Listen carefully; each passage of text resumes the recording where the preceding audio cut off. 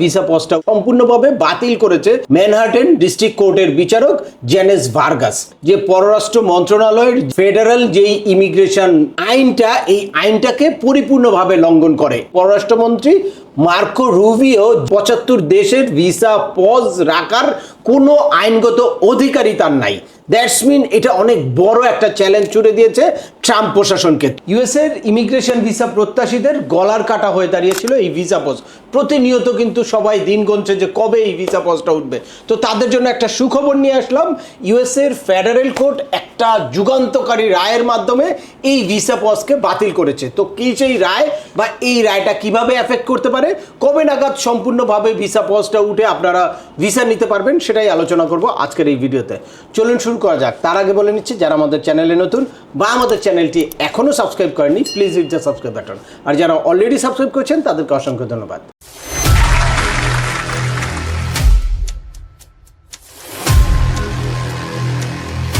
Welcome back. আপনাদের সাথে আছে আমি সিএম আমিনুল বাহার। আমাদের এই চ্যানেলে ইউএসের ভিজিট, পড়াশোনা, ওয়ার্ক পারমিট এবং মাইগ্রেশন সংক্রান্ত বেশ কিছু আপডেটেড ইনফরমেশন আছে। আপনারা যারা যেই টপিক্সে ইন্টারেস্টেড, দয়া করে ওই রিলেটেড সকল ভিডিওগুলো দেখবেন। এরপর ছোটোখাটো প্রশ্ন থাকলে ভিডিওর নিচে কমেন্টস করবেন।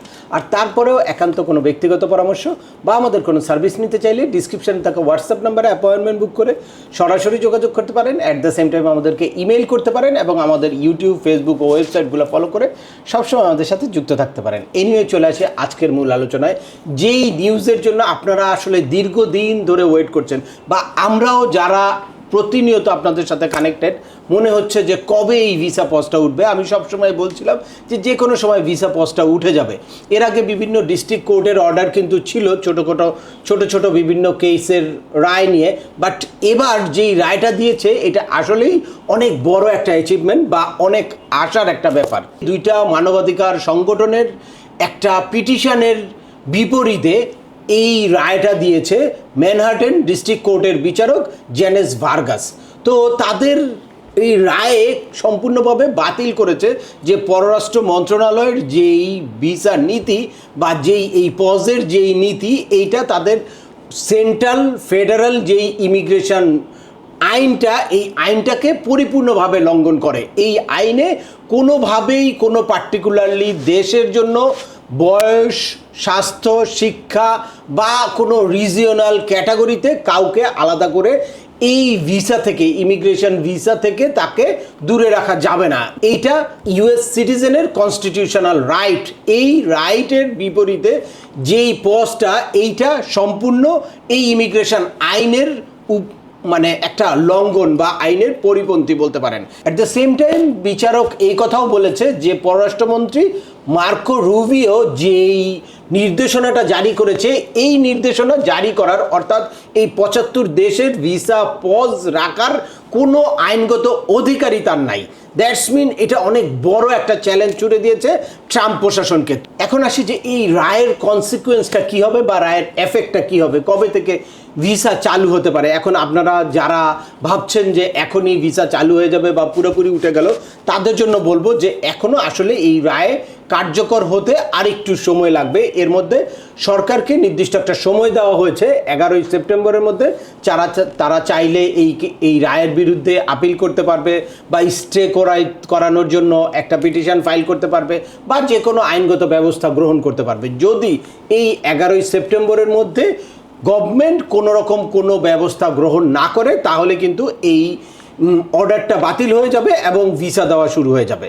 তো আপনারা যারা অলরেডি এই ভিসা বুলেটিনে কিন্তু বিশাল একটা পরিবর্তন এসেছে, অনেক বড় একটা গ্রুপ কিন্তু অলরেডি নতুন করে ডকুমেন্ট ফাইলিং ডেট কারেন্ট হয়েছে এবং ফাইনাল অ্যাকশন ডেট কারেন্ট হয়েছে। তারা যারা যেই অবস্থায় আছেন তাদের প্রত্যেকের জায়গা থেকে সঠিকভাবে আপনারা ডকুমেন্ট ফাইল করবেন, ইন্টারভিউর জন্য প্রিপারেশন নেবেন।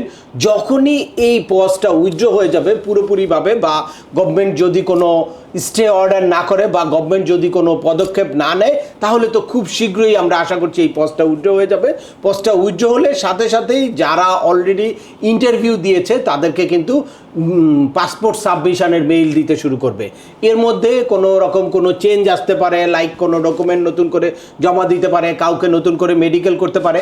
এইটা আসলে তখনই দেখা যাবে, এটা আগের থেকে নির্দিষ্ট করে বলার কোনো সুযোগ নাই। এখন আমার সবার মূল লক্ষ্য হচ্ছে যে পজটা উইথড্র হয় কিনা বা গভর্নমেন্ট এইটার এগেনস্টে কোনো রকম কোনো ব্যবস্থা নেয় কিনা। আমরা আশা করছি বিচারক যেরকম ডিটারমাইন্ড হয়ে রায় দিয়েছে এটাকে তারা এস্টাবলিশড করেই ছাড়বে, এবং এই পিটিশনে যেরকম দুইটা মানবাধিকার সংগঠন ছিল, সাথে সাথে ইউএস সিটিজেন অনেকে ছিল যারা বিভিন্নভাবে বিভিন্ন ফ্যামিলি মেম্বারদের আনার জন্য পিটিশন ফাইল করেছে, তারাও এই কেসের সাথে সম্পৃক্ত।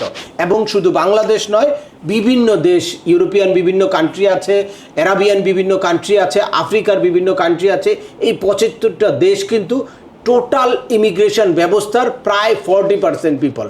তো এই 40% পিপলকে বাইরে রেখে কোনো একটা আইন করা বা এইটা অনির্দিষ্ট কালের জন্য বন্ধ রাখা, এটা কিন্তু কিছুতেই যৌক্তিক না, বা এইটা কোর্ট কিছুতেই মেনে নেবে না। এর কারণে আমরা আশা করছি খুব শীঘ্রই আপনাদেরকে সেই কাঙ্ক্ষিত সুখবর দিতে পারবো, যেটার মাধ্যমে আপনাদের ভিসা দেওয়া শুরু হবে।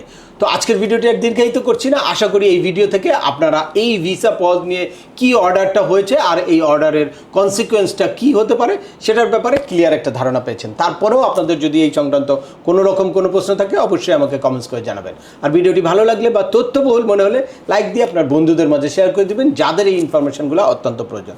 আবার দেখা হবে নতুন কোনো গুরুত্বপূর্ণ টপিকস নিয়ে। সে পর্যন্ত সবাই ভালো থাকবেন, সুস্থ থাকবেন এবং আমাদের চ্যানেলের সাথেই থাকবেন। আল্লাহ হাফেজ।